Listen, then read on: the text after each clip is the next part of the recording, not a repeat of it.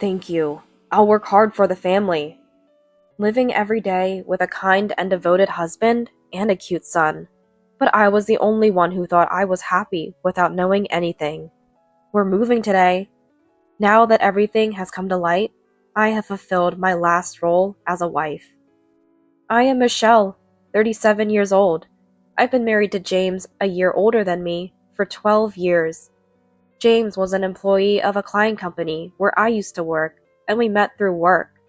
Our relationship deepened through tennis, a common hobby, and we got married after dating for 2 years.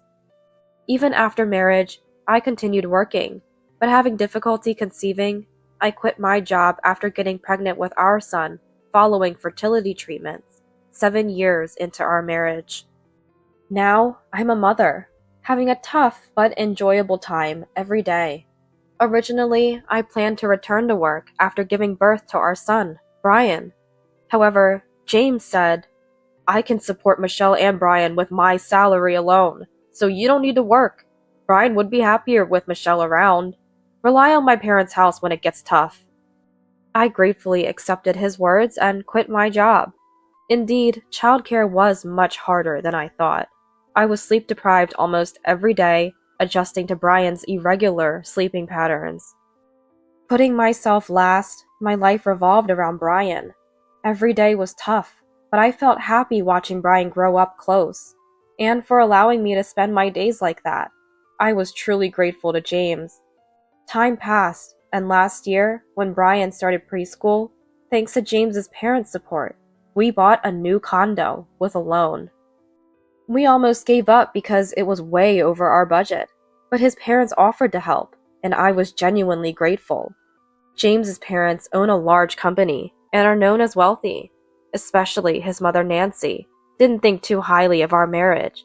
Being an only child and her only son, Nancy adored James and said directly at family meetings, I wish James had married a more beautiful, well-bred, and charming woman.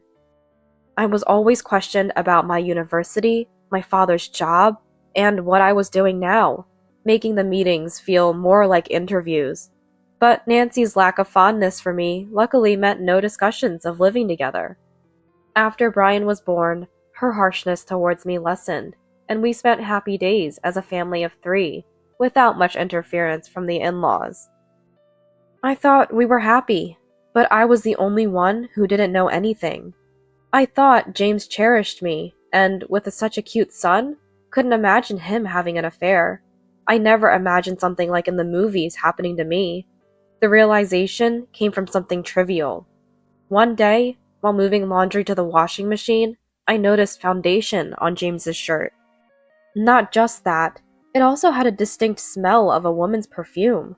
He said he'd be late on the previous day, probably went to some place with his colleagues. At first I thought that, but every time James came home late, I noticed the same perfume smell. It was distinctive and easy to recognize.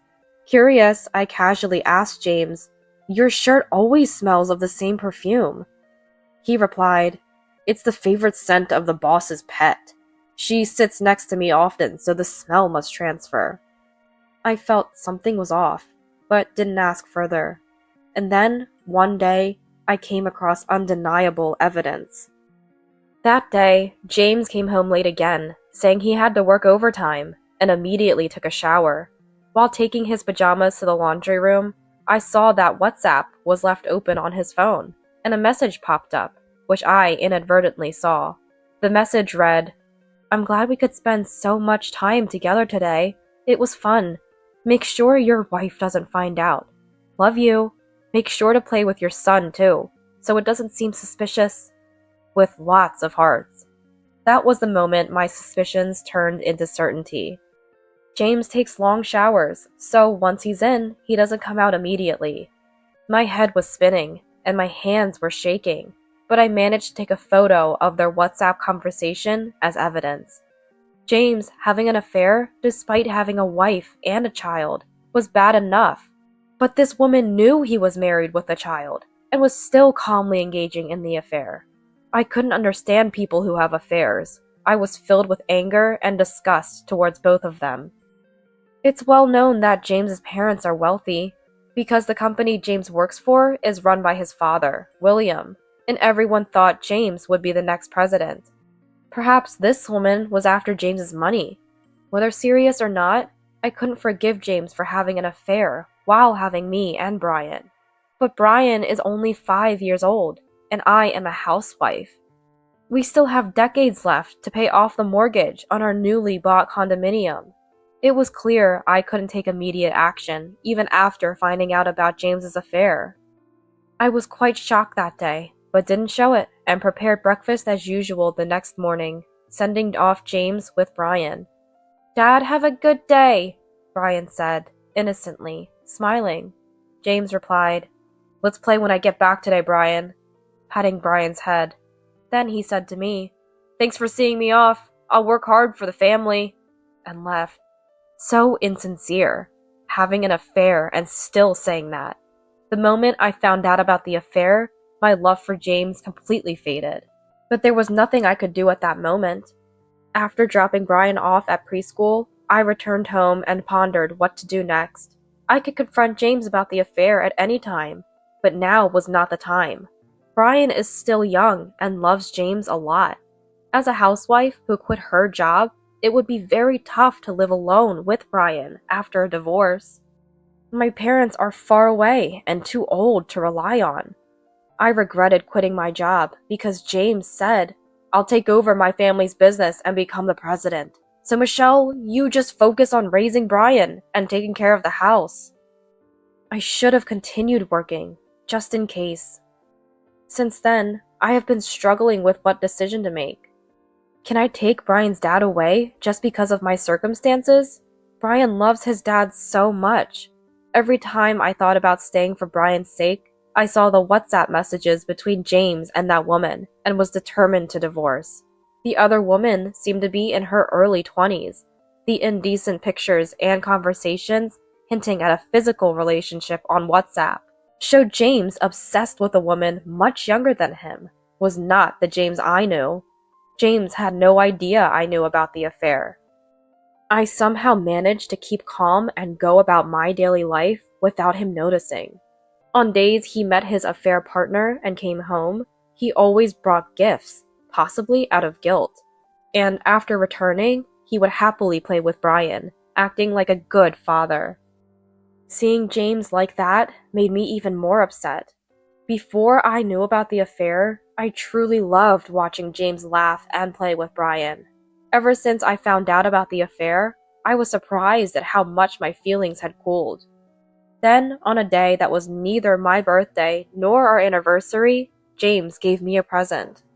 "What's this all of a sudden? This necklace looks expensive," I said, puzzled.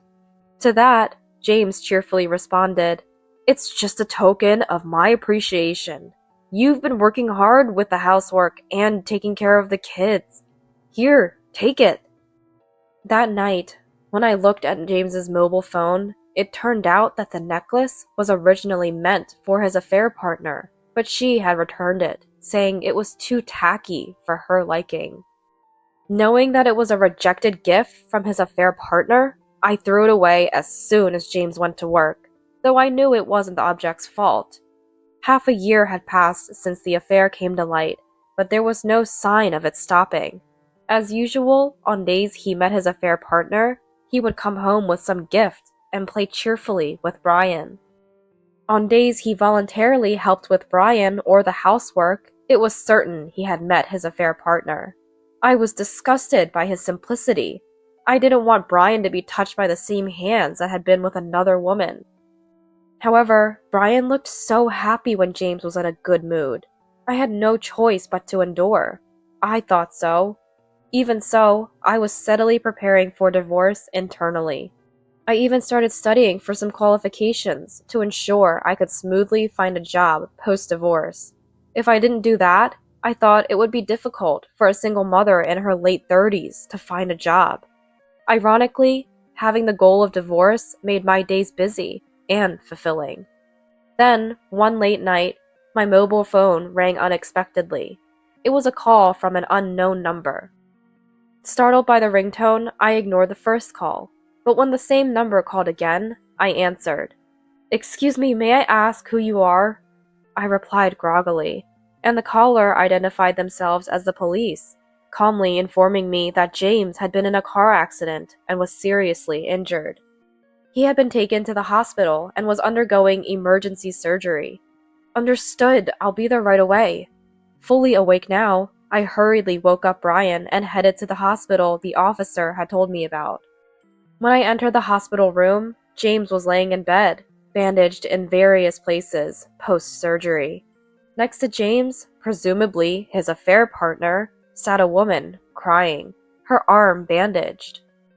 I was lost for words in this chaotic situation. When the doctor who had performed the surgery entered the room, "James is not in life-threatening condition, but he has multiple complex fractures, so it will take a considerable amount of time before he can return to normal life," the doctor said. After the doctor left, the young woman approached me. Nice to meet you. I'm Emily, James's colleague from work." She introduced herself in a saccharine voice. I didn't respond to Emily, just nodded slightly. James, fully conscious, awkwardly kept making excuses. "I was having dinner with Emily after work, and on the way back, we had a little argument. Emily suddenly tried to get out in the middle of the road, and I turned to stop her, which led to this accident. I'm really sorry for the trouble," he said. It seemed he had no intention of admitting she was his affair partner. As I was about to retort, the door to the hospital room burst open, and James's parents, William and Nancy, rushed in, already informed by someone from the company. William went straight to James's side and slapped him across the face. "You idiot! What are you doing?" Nancy tried to calm the furious William, but his anger was unabated. Brian had been taken outside the room by William's secretary as soon as they entered. "This woman, who is she? You're not home at this hour, and you're with her? The other party in the accident is the son of a familiar business partner. This is what happens when you mess around with young women." "Dad, I'm sorry, but I've just had surgery," James muttered weakly. Ignoring James, William and Nancy turned to me. "Michelle, we're truly sorry for our foolish son's actions." "Michelle, I'm sorry." Each apologized deeply and said, "Please don't apologize, both of you," I replied. Interrupting me with continued apologies, "It's our fault. We spoiled him being our only son, and that's why he turned out to be such an irresponsible man. We're truly sorry," William expressed repeatedly. To such parents-in-law, I decided to tell the truth. "Actually, I've known for over 6 months that James has been having an affair," I revealed. "What? Why?" Ignoring James, who let out those words, I continued. "Brian is still young, and I'm just a housewife. We had just received help from William and Nancy for the condominium expenses, so divorce wasn't an immediate option. I thought enduring this alone would suffice, but I never expected things to turn out this way." Hearing this, William thought for a while, and then said, "Anyway, it's late today, so, Michelle, go home with Brian. I'd like to talk more tomorrow after Brian goes to preschool. May I come over then?" I agreed to this. The next day, I went to James's hospital room with his clothes and belongings, as the meeting with the parents-in-law was scheduled for the afternoon. "Isn't Emily here today?" I asked sarcastically, to which James, with a joking demeanor, laughed and said, "After she left yesterday, she messaged me saying I'm going back to my parents' house, and I haven't been able to contact her since. Seems she got scared by Dad's angry demeanor yesterday. That's the problem with young women. In the end, Michelle, you're the only one for me." He was clearly trying to curry favor with me. Realizing my unchanged attitude, he earnestly apologized. "I'm truly sorry. It was all just a fling. Please forgive me." Ignoring all his words, I said, "I'll leave your belongings here then," and left the hospital room. He didn't seem to realize that he had admitted to the affair. Such a foolish man. Later, when it was time for the meeting with the parents-in-law, they arrived at our home and once again apologized. We're deeply sorry for our son's inexcusable behavior. Then William began to speak. We've thought a lot after that. We're more concerned about Michelle and Brian than James. We also immediately investigated that woman. She seems to be a receptionist at a client company James was dealing with. Their affair has been going on for over 3 years. Michelle, you might not want to hear this, but we thought you should know. Over 3 years? I hadn't known it was that long. It meant James started the affair when Brian was just 2 years old. The thought of him starting an affair, despite having such an adorable son, made him unforgivable to me. Let's get to the main topic. We came here today to hear what you really think, Michelle, William asked. I responded clearly. I'm considering divorcing James. The parents-in-law nodded in agreement, as if it was the obvious choice. Your decision is understandable.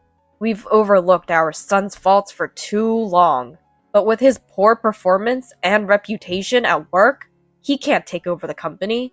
It would cause unrest among the other employees. I consider them all part of my family.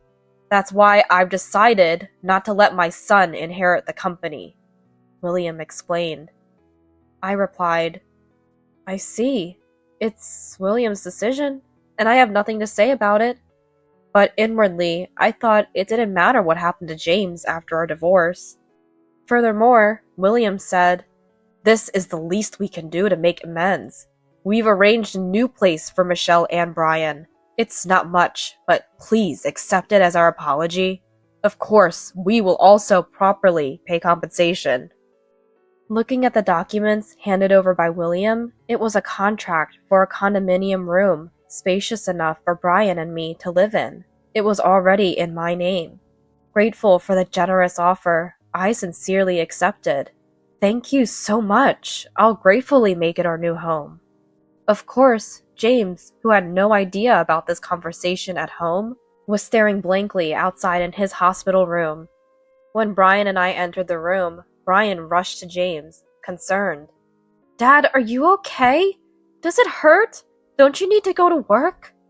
I'm taking a break from work right now, but I'll be better soon and we'll go home. Until then, Brian, listen to Mom and be a good boy. James replied, oblivious to the gravity of the situation. I decided to ask about Emily, whom I hadn't seen since the day of the accident. Speaking of which, I haven't seen Emily since that day. James, hugging Brian, said nonchalantly, Oh, that woman was just a fling. It's fine. I have Brian and Michelle. That's all I need. I couldn't help but laugh at James's absurd attempt to conveniently return to the family after Emily had hurriedly fled. My laughter probably made James think he was forgiven. He too was smiling happily. A month later, while the parents-in-law were looking for Brian, I accompanied James for his discharge from the hospital as my final duty as his wife. I've taken care of various procedures during your hospitalization. The car is scrapped. The settlement with the other party's insurance company is done, I informed him. Typical Michelle. I'm proud of you, my wife. Thank you, he replied. The room seems tidied up. A lot of things seem to be missing, right? But there's nothing like home, James observed, unaware that it was mine and Brian's belongings being packed up. Just then, the doorbell rang. Coming! I answered and opened the door. A line of movers entered the house, making James realize something was off. Hey, what's going on here? He asked me. Isn't it obvious? They're movers. Brian and I are moving out today. Wait a minute, a confused James said. I've waited more than enough, I replied coldly. I've been waiting for you to stop the affair and come back ever since I found out about it, I added. Weren't you going to forgive me? James asked. I told the movers, please leave all the men's items. Turning to James, I said, forgive? No way. A man who cheats on his wife and kids is disgusting. Thinking you can just come back, saying you're the only one for me, after being dumped by your mistress, is so insincere. I'm divorcing you. Everything else is in the hands of my lawyer. With that, I left the house with the movers, ignoring James's shouts behind me. I went to the in-laws' house to pick up Brian and headed to our new home. I later heard that James had become a laughingstock at his father's company, having lost the opportunity to take over. I successfully finalized the divorce and received adequate compensation. James paid a heavy price for his infidelity and causing an accident, abandoned by not only his wife, but also his parents. But I don't care about that guy anymore. As for me, I recently secured a new job. The qualification I studied for came in handy. I'm glad I acted methodically and planned ahead. From now on, I want to live happily with Brian, just the two of us.